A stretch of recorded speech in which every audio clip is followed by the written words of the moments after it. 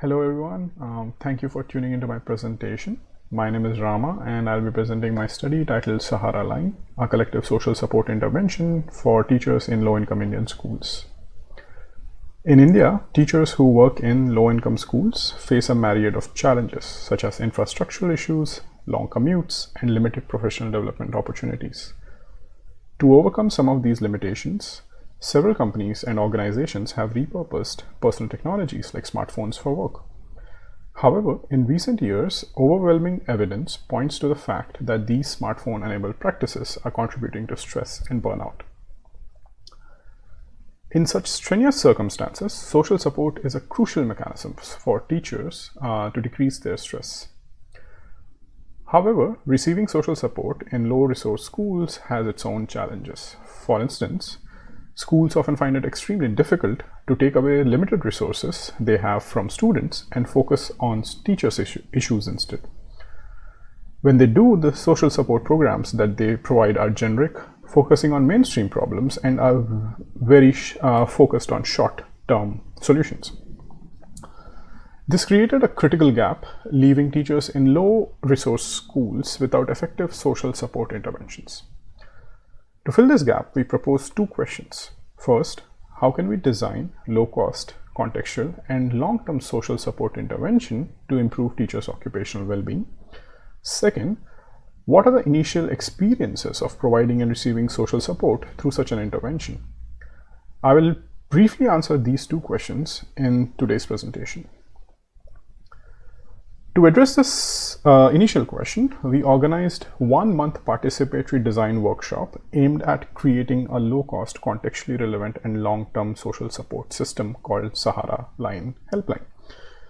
The workshop brought together a diverse group of individuals, including teachers, higher management, educational NGOs, and researchers.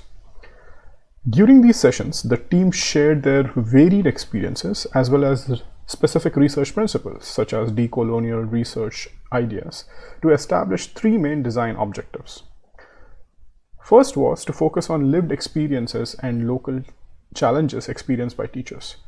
And therefore, we found it best to involve educational nonprofits who worked with these low-income schools to become key operators for Saharaline. Second was to distribute the burden and ensure long-term support for the ones who are involved in this intervention, which was NGOs. And therefore, we came up with this idea of collective support practices that these NGOs engaged while they were providing support. Third was to provide access to the helpline in limited resources. Saharaline was developed as a hybrid helpline that combined WhatsApp business as an online platform and in-person social support. Whatever you see on the screen is the resultant architecture of Saharaline helpline that we deployed eventually. The service was advertised as a helpline for teachers that operated between 8 a.m. to 8 p.m. 7 days a week. The overall architecture consisted of 4 key players: teachers who teachers who experience stress in schools and who reached out to the helpline, facilitators who managed the overall helpline, the caseworkers who engaged with the teachers, and the experts who provided the solutions. Facilitators, caseworkers, and experts were situated online, while caseworkers engaged both in offline and online spaces. A typical service on Saharaline looked something like this. Let's say a teacher reached out to the WhatsApp number with a support issue. The facilitator took those details and routed it to a particular caseworker. The caseworker, who lived and worked in the same community, reached out to the teacher, inquired about their well-being, and captured key issues in a case file. The facilitator looked through the case file and assigned them to appropriate experts. The experts then designed solutions and appended to that particular case file again. Once that was done, facilitators intimated the caseworkers, who then scheduled another session with the teacher and worked with them to incorporate the solutions suggested by the expert. The overall process took anywhere between 6 to 7 days.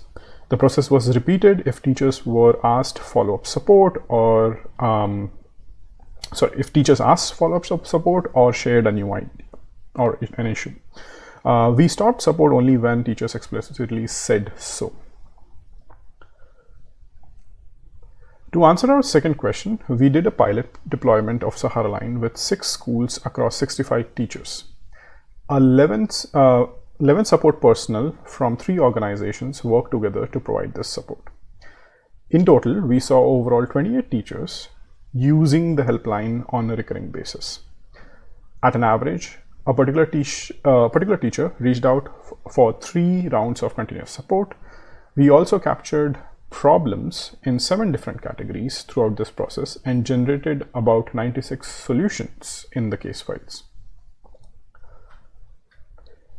This table provides an overview of the problem categories and the solutions that were provided during this support process.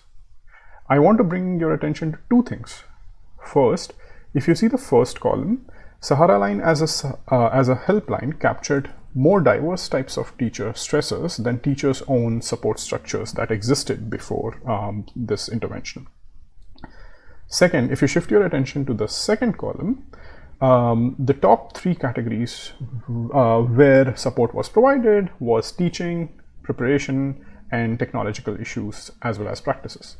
And these were all the practices that underwent maximum change because of smartphone adoption. In the next few slides, I'll unpack collective social support practices in a little more detail in 3 different steps. First, I'll start with capturing issues or stressors, designing solutions as a second step, and third step, which was delivering the solutions. When the caseworkers went to engage with teachers, their practices focused on making it extremely easy for teachers to interact with them.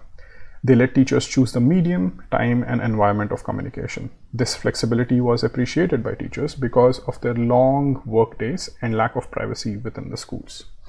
For example, it was quite common for teachers to request caseworkers to meet outside school in playgrounds or cafe to get some privacy. Caseworkers also lived and worked in the same community as teachers, so what this meant was that they were also aware of the local issues that were going on in the schools. This proximity allowed caseworkers to nudge teachers to formulate and shape their issues into addressable pieces of problem and capture additional context. In the second phase, which was designing solutions, experts played an important role in ensuring the solutions they designed provided efficient support. They did this in 3 ways. First, they anticipated potential conflicts that could arise between their crafted solutions and the ecosystem in which teachers were going to eventually incorporate them. For example, experts carefully considered the prevalent management directives in the school and avoided solutions that could actually exacerbate teachers' issues if they implemented them. Second, experts also actively sought feedback from caseworkers to understand teachers' ability to implement these design solutions. And third, teachers carefully considered prior coping strategies of teachers that they were comfortable with while designing the solutions. For example, they inquired if certain coping strategies backfired for teachers previously, or if they did, what was the reason behind it. Lastly, when delivering solutions back to the teacher, caseworkers patiently worked with teachers to make sure that it was easy for teachers to implement and try the solutions. Among many strategies, 2 particular steps stand out. Instead of straight away sharing the solution, caseworkers sat with the teachers to systematically demonstrate the solutions in the context of their local issues because they were aware of most of these beforehand. Teachers felt more confident about trying these solutions as a result. They also actively encouraged teachers to implement the solutions and share their overall experiences back on the helpline, on the WhatsApp helpline. You can see one of the examples on the top right where a teacher shared a video of the suggested solution that was shared by the expert again back in the group. Taken together, everything, the study's efforts contribute to a long-standing call to focus on decolonial interventions that put contextual issues of underserved population in the forefront. Through the study, we provided longitudinal support, social support pathways that worked well with teachers, local constraint and issues, kind of providing one particular step in this direction. You can read more about the study in the paper by going into the link that is being shown on the screen. Thank you for listening to the talk, and I hope to see you at CHI.